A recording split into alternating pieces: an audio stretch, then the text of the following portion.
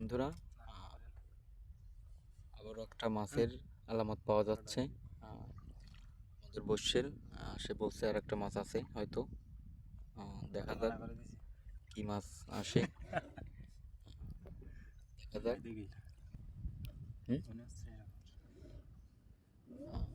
দেখা যাক প্রিয় বন্ধুরা কি মাছ আসে। মাছটা অনেক নিচে, হয়তো মাছটা বড়, সেরকম লাগছে। দেখা যাক মাছটা কত বড়। প্রিয় বন্ধুরা, এই হলো আমাদের বরিশালের মাছ। দেখেন, ট্যাপা মাছ। সে ঘুরে ঘুরে খালি ট্যাপা মাছ ধরছে আজকে। বরিশাল খালি ট্যাপা মাছ উঠছে, কাইন মাছের কোনো খোঁজ নেই।